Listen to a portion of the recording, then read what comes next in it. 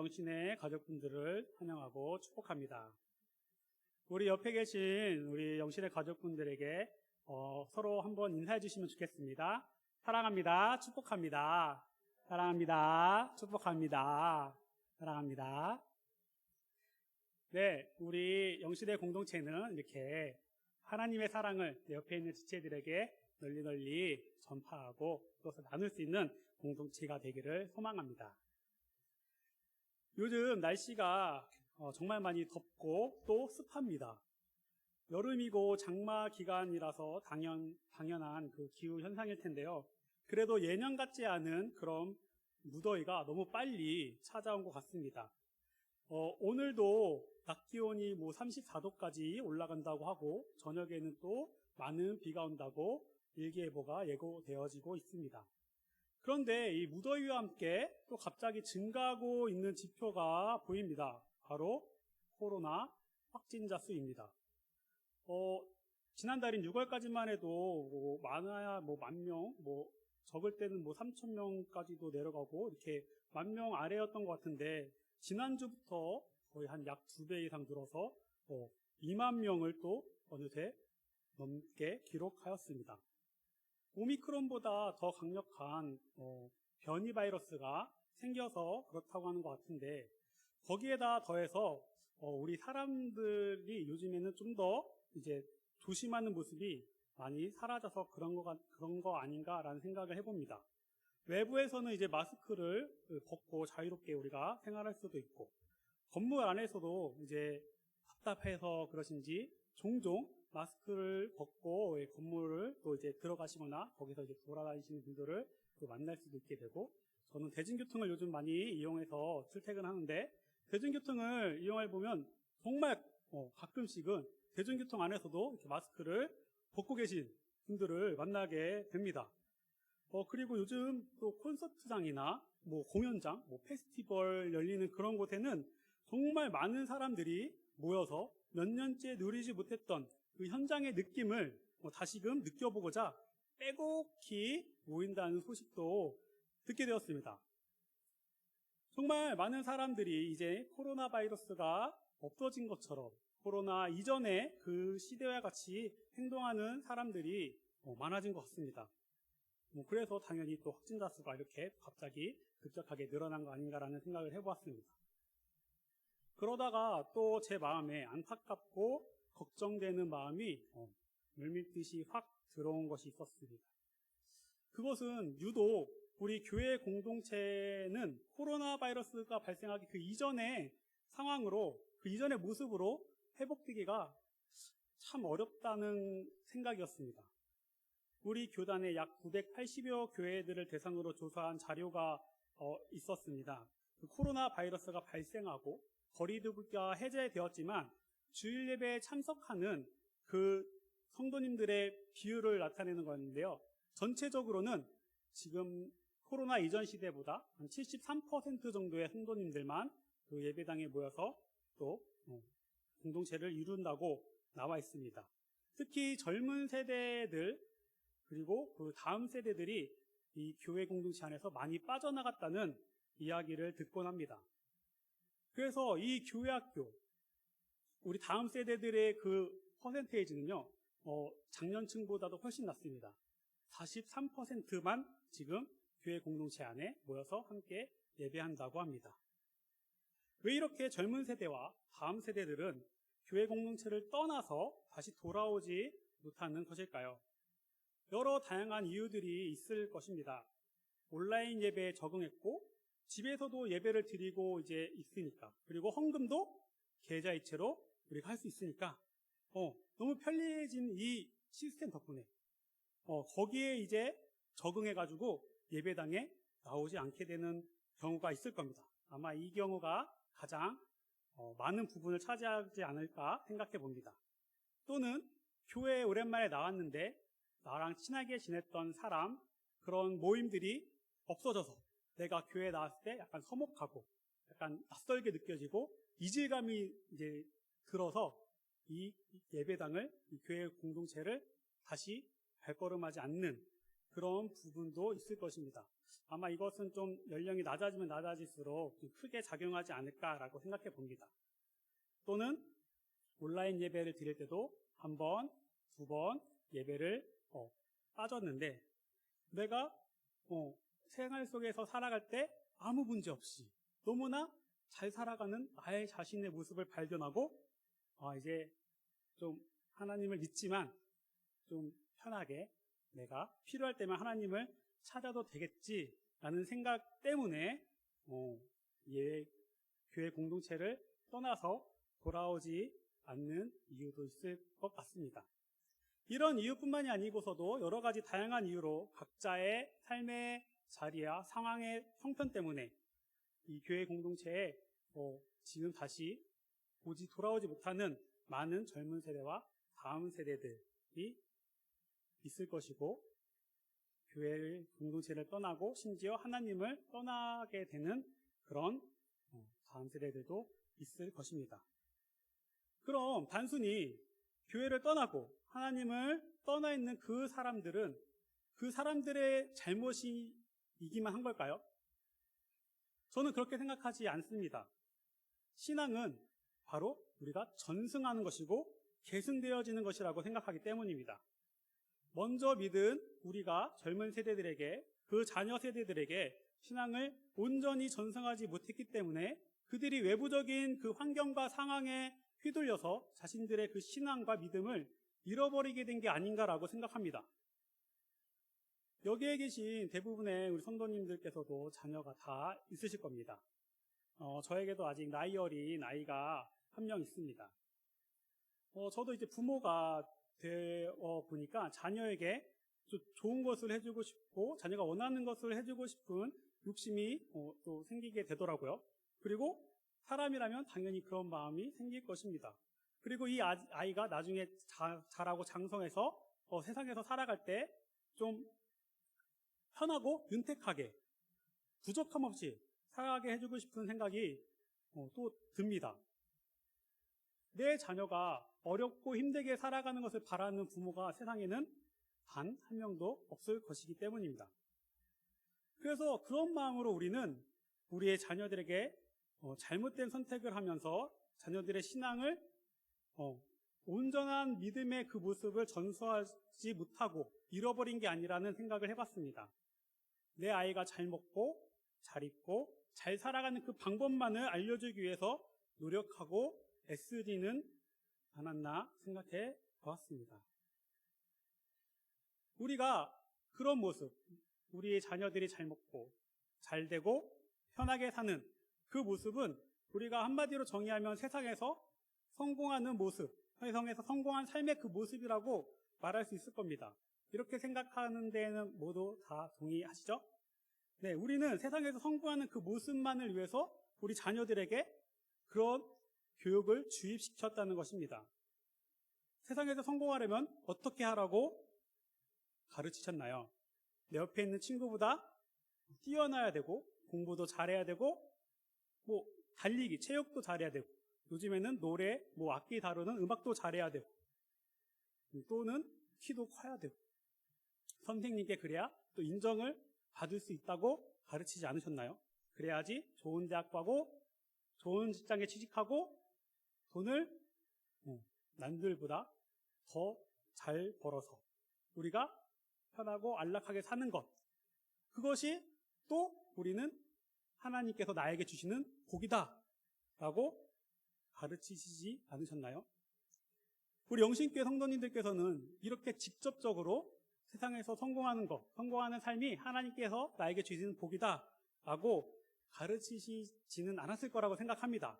하지만 우리가 삶의 자리에서 선택하는 그 순간순간의 선택이 모여서 그 모습들을 통해서 우리 자녀들은 바로 세상에서 성공하는 그 삶의 모습만을 우리들에게 배웠다고 할 수 있습니다.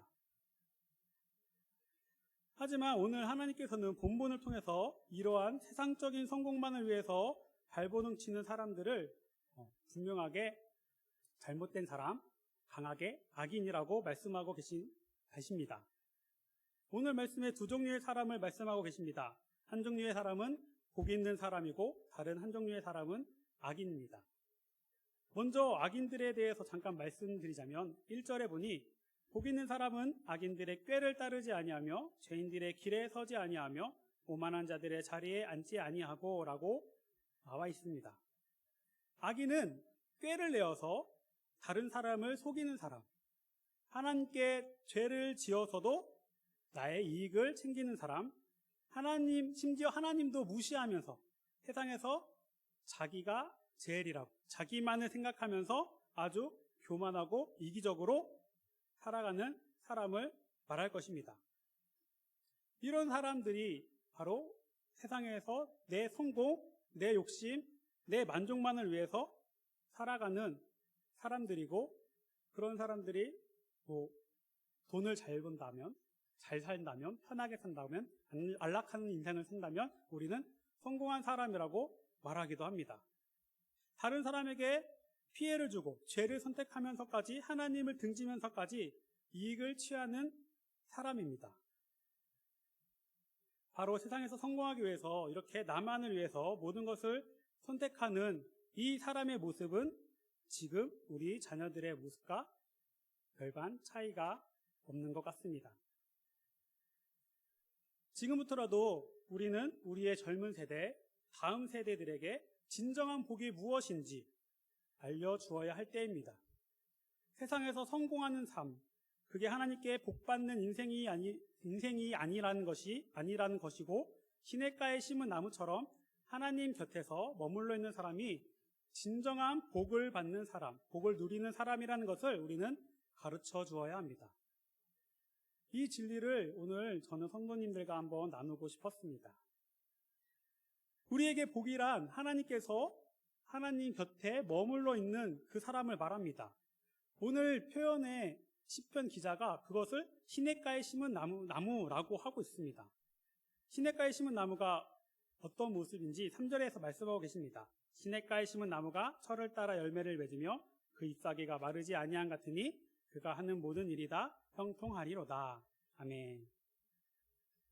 오전에 목사님의 설교 때 그 사진을 보여주셔서 시냇가에 심은 나무가 어떤 이미지인지는 지금 정확히 다들 기억나실 겁니다. 이스라엘이라는 나라는 매우 척박한 땅을 가진 나라라는 사실도 잘 아시죠? 그래서 이스라엘 나라는 물이 매우 귀한 나라입니다.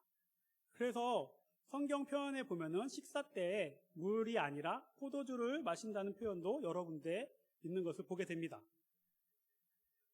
이렇게 물이 귀한 나라에서 나무가 심겨졌는데 시냇가에, 물이 많은 시냇가에 심겨진 나무라면 이 나무는 물을 걱정하면서 살아갈까요? 내가 부족한 게 있을까? 그런 걱정을 할까요? 다른 곳에 심겨진 나무들이 목이 말라, 물이 부족해 이렇게 걱정하며 심지어 뿌리가 말라 죽어가고 있을 때에도 이 시냇가에 심겨진 나무는 그런 걱정 없이 나에게 있는 그 물을 열심히 공급받아 무럭무럭 자라는 일만을 해 나갈 것입니다. 그렇기 때문에 우리가 하나님의 곁에 머무르는 사람은 바로 이런 시냇가에 심겨진 나무처럼 하나님께서 나에게 필요한 그 모든 것을 공급해 주신다는 그 믿음을 가지고 하나님 곁에 머무는 사람입니다. 하나님께서는 그 누구보다, 나보다도 나를 더 잘 알고 계신 분이시죠. 나를 창조하신 분이니까요. 그리고 우리의 앞날도 하나님께서는 미리 다 알고 계실 겁니다. 어떤 사고가 날지, 어떤 사건이 생길지. 그렇기 때문에 하나님은 이 모든 세상과 내 인생의 주관자 되시며 운행자 되십니다. 그래서 하나님께서는 내 모든 삶에서 지금도 살아 역사하고 계신다는 그 사실을 우리는 믿어야 되고, 이 믿음, 이 진리, 이 복을 우리 다음 세대들에게 꼭 전승해야 하는 것입니다. 이 진리를 모르고 우리 자녀들이 내가 능력을 키워야 하고, 내가 잘나야 하고, 내가 다른 사람보다 뛰어나져야만 내 삶은 성공한 것이라고 생각하고 믿고 있다면 그들은 지금 또 교회를 떠나서 돌아오지 않고 있는 많은 사람들처럼 될 가능성이 매우 높을 것이기 때문입니다. 그렇게 여기 계신 우리 믿음을 먼저 믿은 선배님들께서 그 바른 신앙의 모습을 우리 젊은 세대와 다음 자녀들에게 전승해 주셔야 하는 것입니다. 그래서 제가 앞서서 지금 교회를 떠난 젊은 세대, 다음 세대들이 그들만의 잘못이 아니고 우리의 잘못도 있다고 말씀드렸던 것입니다. 우리가 올바른 그 신앙을 전승하기 위해서는 그럼 어떤 모습을 보여야 할까요? 하나님 곁에 머물러 있는 모습이 그 모습이겠죠. 오늘의 주제의 말씀이니까요. 그 모습을 저는 두 가지 정도로 또 함께 생각해 보면서 말씀을 나누려고 합니다.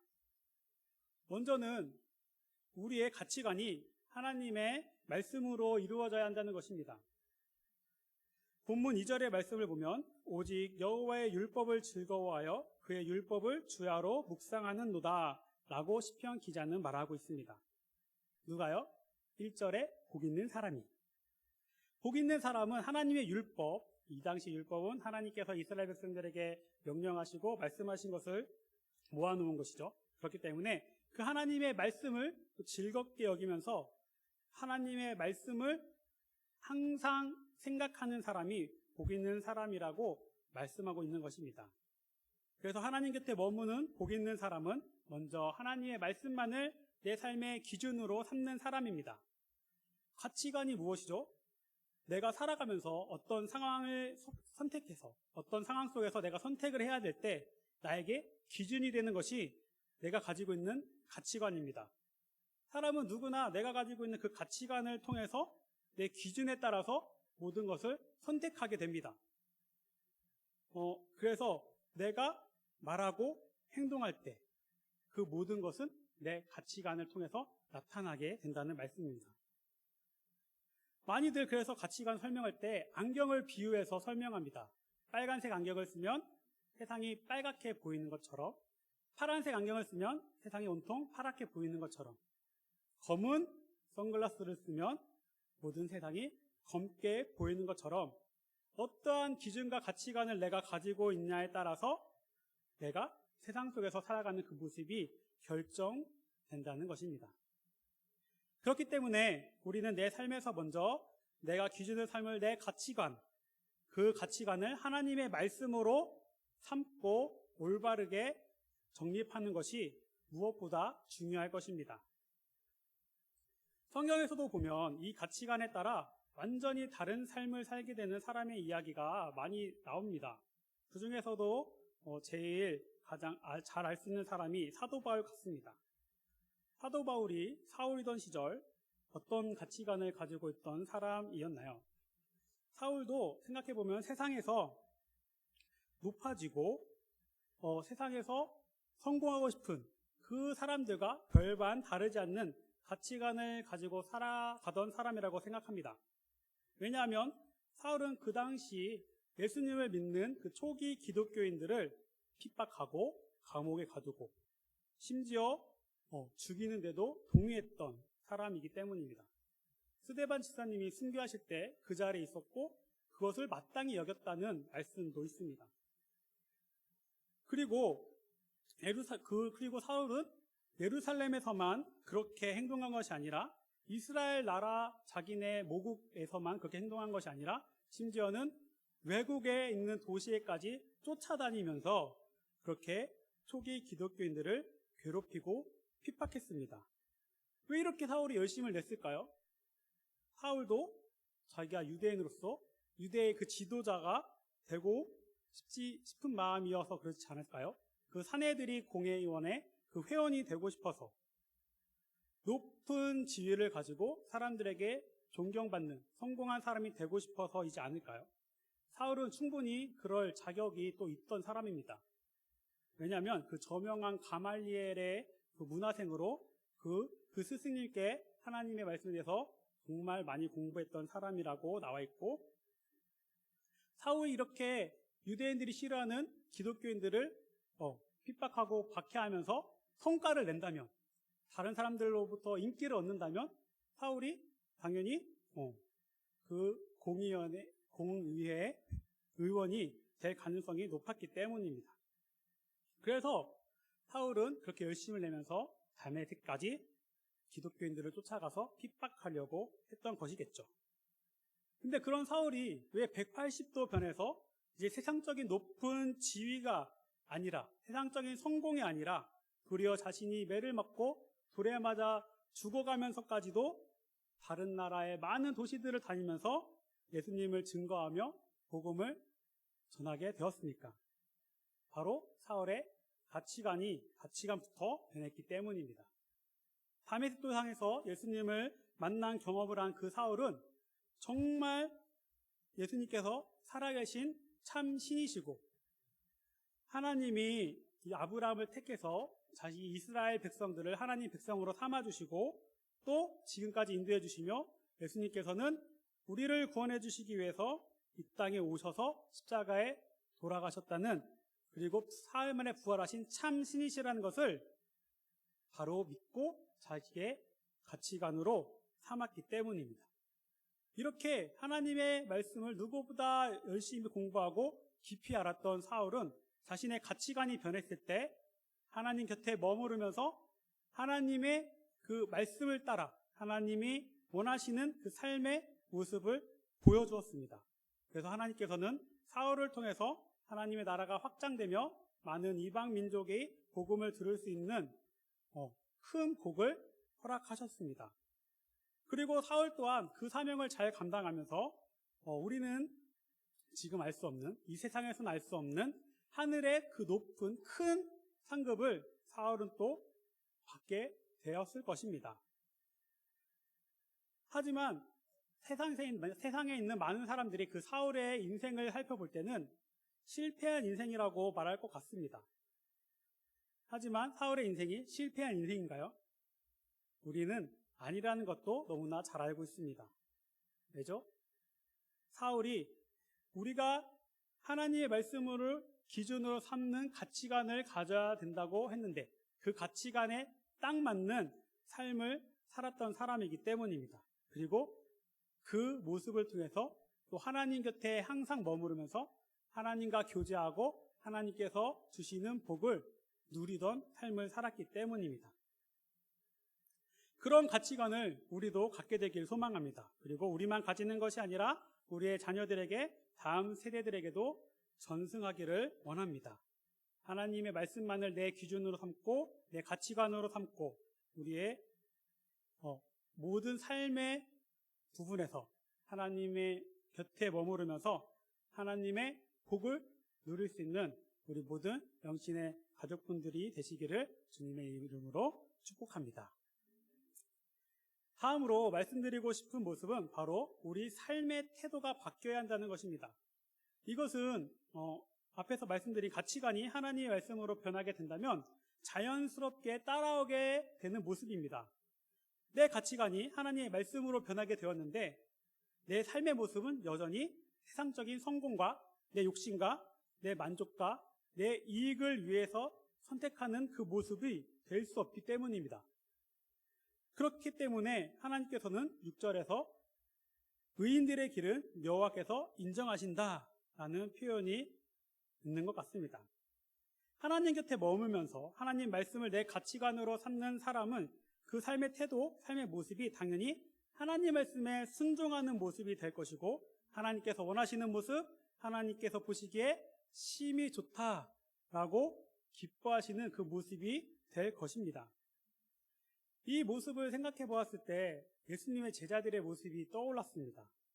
예수님의 제자들은 예수님과 함께 3년 동안이나 같이 먹고 자고 동행하면서 하나님의 말씀을 배웠는데도 그들의 삶의 모습은 어떻게 되었나요? 전과 달라지지 않았습니다. 세상적인 가치관에서 벗어나지 못하는 모습이었습니다. 예수님께서 예루살렘에 들어가셨을 때 곧 이 땅의 왕으로 즉위하실 거라고 생각했습니다. 그러면 그 예수님께서 왕이 되신다면 예수님 왼쪽에, 예수님 오른쪽에 누가 자리할 것이냐, 누가 높은 신하가 될 것이냐, 누가 세상적으로 성공한 사람이 될 것이냐, 그것만 관심 있고 그것에 싸우느라 정신이 없었습니다. 그것이 이 제자들에게는 하나님께 복받는 것이라고 생각했을 수도 있기 때문입니다. 하지만 제자들의 바람과 달리 예수님께서는 예루살렘에 들어가시고 단 6일 만에 허무하게 십자가에 달려서 돌아가시게 되었습니다.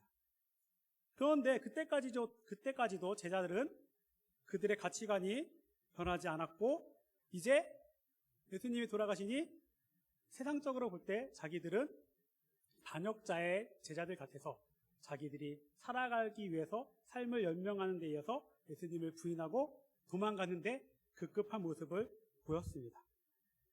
그런데 이럴 땐 제자들도 부활하신 예수님을 만나고 예수님께서 약속하셨던 그 성령님을 만나고 자신들의 가치관이 180도 변하고, 그리고 하나님 성령님이 함께 해주시는 힘과 능력을 받았을 때 그들의 삶의 태도는 더 이상 이전과 같지 않았습니다. 세상의 사람들과는 완전히 다른 모습이었습니다. 하나님 곁에 머물면서 하나님 말씀에 순종하고 하나님 말씀을 따라가는 그 삶의 모습, 삶의 태도를 보이게 되었습니다. 하나님의 명령에 순종하면서 하나님께서 맡겨주신 그 일에 충성하는 모습, 그 모습을 보일 때 그들은 더 이상 세상적으로 성공하는 삶을 위해 노력하는 사람들이 아니었습니다. 하나님의 곁에 머물면서 하나님의 그 주시는 그 은혜와 평강, 누구도 줄 수 없는 하나님만이 줄 수 있는 그 복을 누리는 그런 복된 인생이 되었습니다. 우리의 삶의 모습도 내 가치관이 변하면 자연적으로 이 제자들처럼 변할 수 있게 된다고 생각합니다. 하나님의 말씀을 기쁘게 여기고 하나님의 말씀을 항상 생각하고 묵상하는 사람이 하나님의 말씀을 거역하면서 죄를 선택하게 되기란 정말 어렵고 힘든 일이라고 생각되기 때문입니다. 우리가 죄를 깨닫게 되었기 때문에 또 우리는 죄를 선택하지 않을 수 있고, 그렇기 때문에 우리는 죄인의 길에 가지 않을 수 있게 되는 것입니다. 하나님의 말씀을 알고 있기 때문에 우리는 그 말씀을 어기면서까지 내 욕심을 선택할 수 없습니다. 이런 삶의 모습, 삶의 태도를 우리는 다른 사람들에게도 나타내 보여줄 수 있어야 하며 우리 자녀들에게도 이러한 모습을 보여주어야 할 것입니다. 그래서 자연스럽게 우리 자녀들이 우리들의 모습을 보고 삶의 자리에서 하나님의 말씀을 선택할 수 있도록 우리가 인도해 주어야 하는 것입니다. 우리가 그렇게 인도하고 이끌어줄 때 우리의 자녀들은 올바른 신앙의 전승이 이루어질 것이고 하나님의 그 곁에 머무르는 복된 인생으로 나아갈 것입니다. 우리는 우리의 다음 세대들에게 우리가 지금까지 노력하며 지켜온 이 믿음을 바르게 전승할 수 있어야 합니다. 우리 다음 세대들은 계속해서 악하여지고 악해지는 그 세상 한가운데서 살아가게 될 것입니다. 사탄 마귀는 끊임없이 유혹하고 강력한 영적인 싸움을 우리 자녀들에게 걸어오게 될 것입니다. 그런 영적인 전쟁에서 우리 다음 세대들, 우리 자녀들을 지키는 것은 그들이 가지고 있는 그들의 믿음입니다. 그러하기에 우리는 먼저 우리에게 맡겨주신 우리의 그 자녀들에게 올바른 믿음을 전승해 주는 것이 무엇보다 중요한 사명이라고 할 수 있습니다. 세상에서 말하는 그 복의 개념이 아니라 하나님께서 알려주시는 복의 개념을 정확하게 알려주고 그 복을 우리가 삶의 모습을 통해서 보여주어야 할 것입니다. 올바른 길로 우리가 인도해 주어야 할 것입니다. 우리가 하지 않으면 그 누가 우리 영신교회의 다음 세대, 그 자녀들에게 그 신앙을 전수해 주겠습니까? 우리가 할 수 있는, 하나님이 우리에게 맡겨주신, 우리만 할 수 있는 귀한 하나님의 사역입니다. 밖에 나가서 만나는, 밖에 돌아다니고 있는 하나님을 모르는 불쌍한 그 한 영혼을 우리가 전도하고 구원의 길로 인도하는 것도 너무나 귀한 사역이지만 우리에게 맡겨주신 우리의 자녀들을 먼저 그들에게 신앙을 바르게 전승하는 것, 그들에게 바른 믿음을 가질 수 있게 하는 것, 그것도 우리들만에게 주어진 하나님의 귀한 사명이고 사역입니다.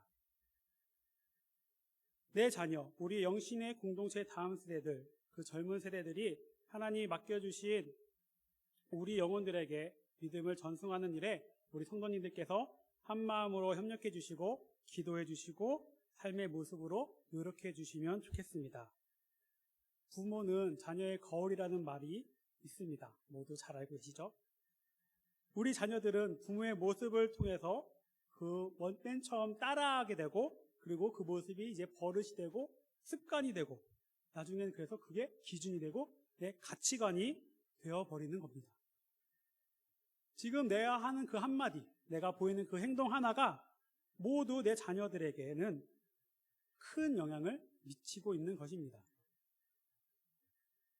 그래서 우리는 진정한 복, 시냇가에 심은 나무처럼 끊임없는 생명의 물을 공급받는 하나님의 그 복을 먼저 누리시는 우리 영신의 성도님들이 되시고, 그 진리의 복을 우리 자녀들에게 전성하여 주시는 성도님들이 모두 되시기를 간절히 바랍니다. 그래서 우리 영신의 공동체는 모두 하나님 곁에서 항상 머물러서 하나님이 주시는 하나님의 복을 누리는 공동체 되기를 간절히 바라고 원합니다. 함께 기도하도록 하겠습니다. 하나님 감사합니다.